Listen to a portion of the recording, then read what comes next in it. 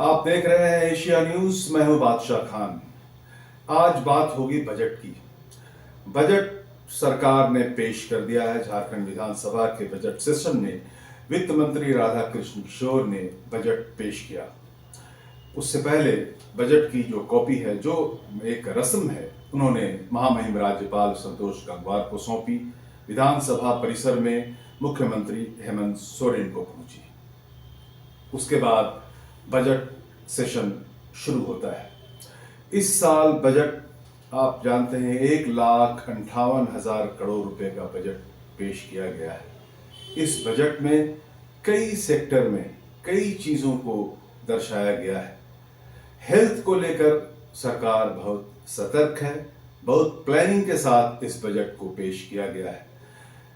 मोटा मोटी आप ऐसा जानिए कि जिस तरह से कैंसर की बीमारी विकराल रूप ले रही है झारखंड में, बजट में इसका प्रावधान बेहतर तरीके से पेश राधाकृष्ण किशोर जो वित्त मंत्री उन्होंने किया है।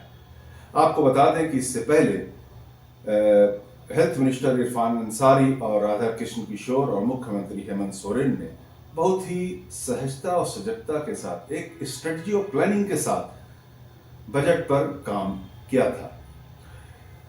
ग्रामीण विकास विभाग में भी अच्छी खासी रकम दी गई है।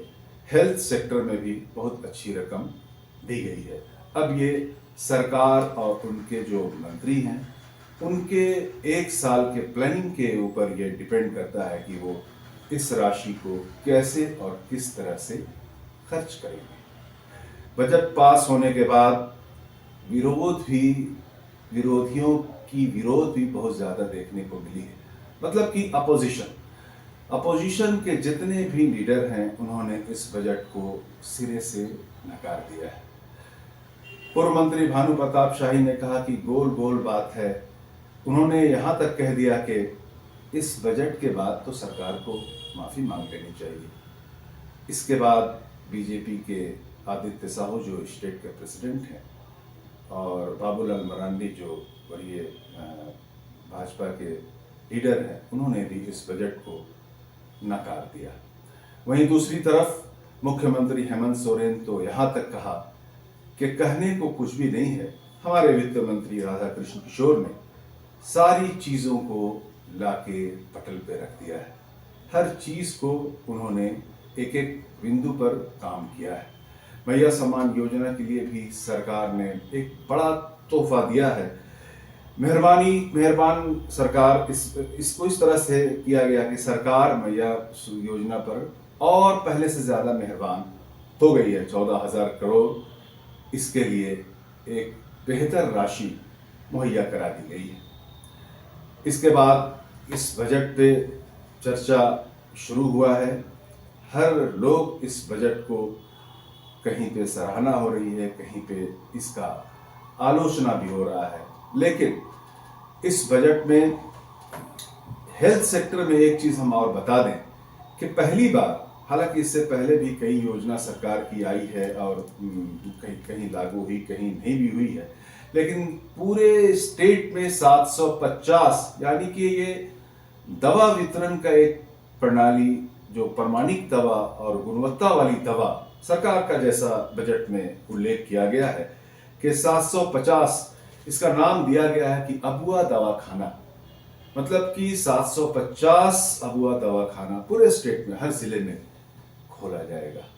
ये दवा, जिस तरह से आप सोच रहे हैं कि ये दवा जो है सरकार के मुताबिक प्रमाणिक और गुणवत्ता वाली दवा होगी।